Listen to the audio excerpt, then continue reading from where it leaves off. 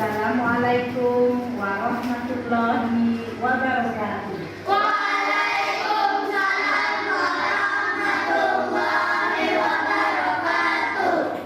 Anak-anakku sekalian yang soleh dan soleha, apa kabar hari ini?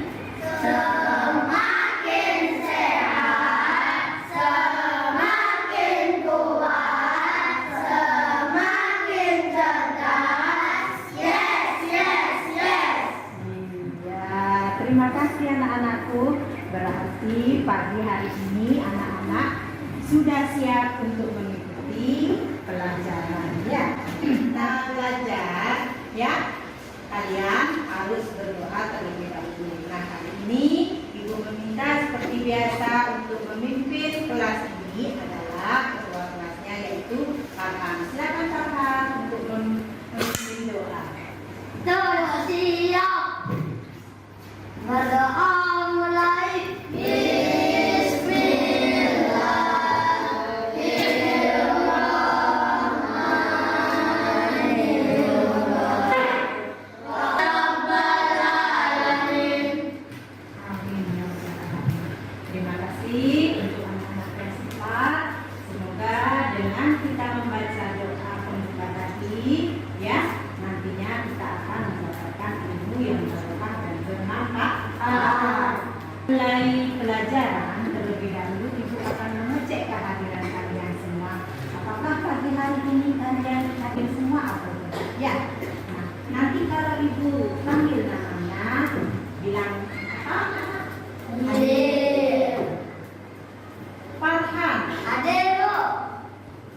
Agatha Sarah Taskia, Hadir. Alia Anggraini Lestari. Di sini Ibu akan mengajak kalian bersama-sama untuk menyanyikan lagu dimensi profil Pancasila. Ya, bersama-sama. Ayo.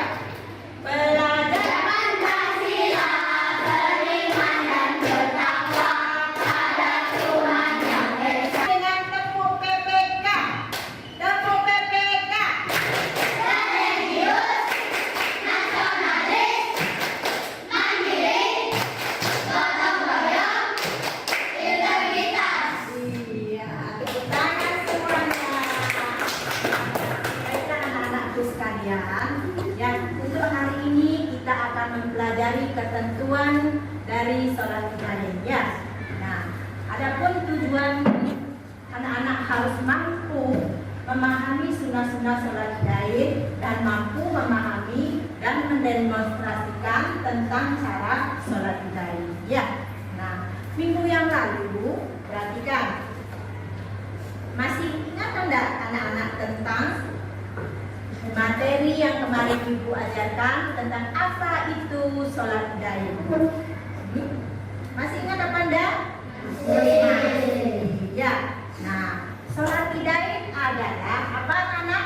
Sholat yang dilaksanakan setiap tahun sekali pada 2 hari raya, yaitu hari raya Idul Fitri dan hari raya. Iya, berarti anak-anak masih mengingat apa itu sholat Ibrahim. Nah, untuk sekarang kita akan mempelajari ketentuan-ketentuan sholat Ibrahim, ya. Nah, adapun yang kemarin kita membahas apa itu sholat Ibrahim, ya. Nah, sholat Idul Fitri atau sholat Idul Adha, ya. Nah, kalau sholat Idul Fitri berasal dari kata apa? Berasal dari kata kembali, dan fitri berarti berbuka. Nah, jadi Idul Fitri berarti kembali berbuka. Dikatakan kembali berbuka karena sholat Idul Fitri dilaksanakan setelah apa namanya? Ya, orang Muslim menunaikan puasa ibadah puasa. Selama berapa hari? 30 hari.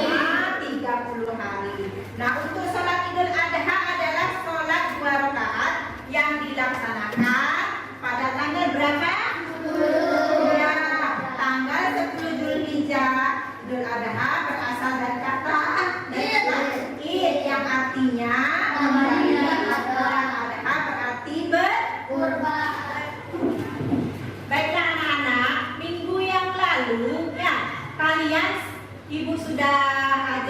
mempelajari tentang sholat Idain, yaitu sholat Idul Fitri dan sholat Idul Adha. Nah, sekarang ibu mau bertanya, ya, sebelum kita menyimak video ya tentang praktek sholat Idain ini, ya. Yang pertama, sholat Idul Fitri ada berapa rakaat? 2. Ada 2 rakaat. Nah, kalau sholat Idul Adha juga ada berapa rakaat? 2. Berarti sama-sama 2 rakaat. Nah, itu namanya sholat apa sayang? Sholat Idain. Pinter ya Hendy ya. Nah, baiklah, kita bersama-sama akan menyimak video tentang tata cara sholat Idul Fitri ya. Perhatikan. Bismillahirrahmanirrahim. Alhamdulillahirabbil alamin. Allahumma shalli ala sayyidina Muhammad wa ala ali sayyidina Muhammad. Salat Idul Fitri adalah salat 2 rakaat yang dikerjakan umat muslim di pagi hari saat hari raya Idul Fitri. Dan berikut adalah penjelasan singkat tentang salat Idul Fitri serta praktiknya. 1. Apa hukum melaksanakan salat Id?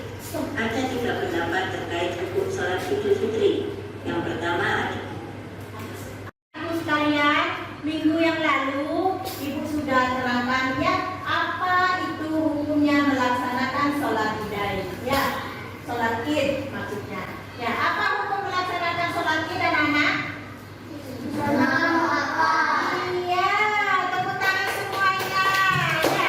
Sunnah muakkad, pinter ya. Selanjutnya sunnah muakkad atau sangat dianjurkan. Yang kedua adalah fardu kifayah. Dan yang ketiga adalah wajib bagi setiap muslim laki-laki.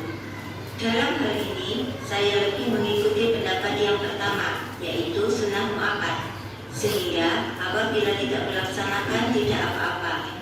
ketiga, yang keempat, surat-surat apakah yang dianjurkan dibaca dalam sholat Id? Surat apa?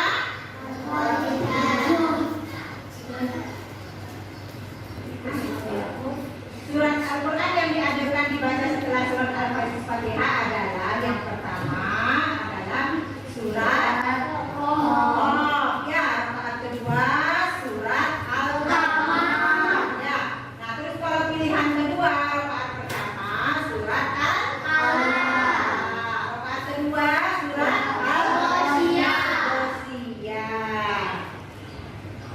Anjurkan dibaca setelah surat Al-Fatihah adalah pilihan Prakteknya ya, bisa kita simak bersama-sama. Usolli sunnatan li'idil fitri rak'ataini lillahi ta'ala. Allahu akbar kabiran walhamdulillahi katsiran wa subhanallahi bukratan wa asila. Inni wajjahtu wajhiya lilladzi fatara as-samawati wal ardh hanifan musliman wa ma ana minal musyrikin. Inna salati wa nusuki wa mahyaya wa mamati lillahi rabbil alamin la syarika lahu wa bidzalika umirtu wa ana minal muslimin. Allahu akbar subhanallahi walhamdulillahi wa la ilaha illallah Allahu akbar. Allahu akbar subhanallahi walhamdulillahi wa la ilaha.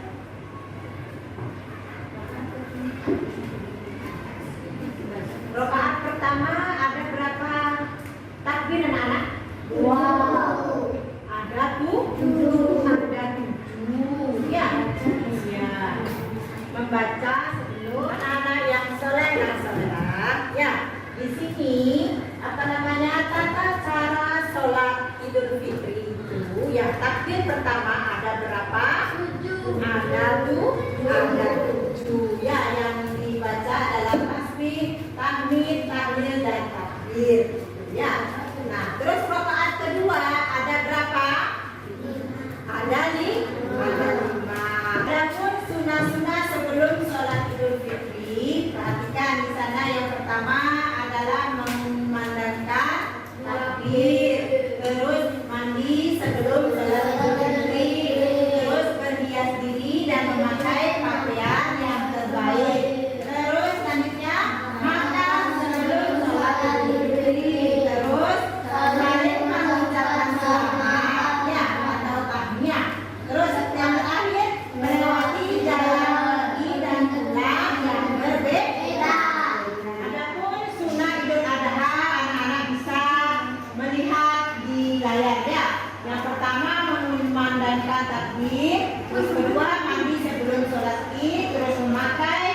pakaian yang terbaik.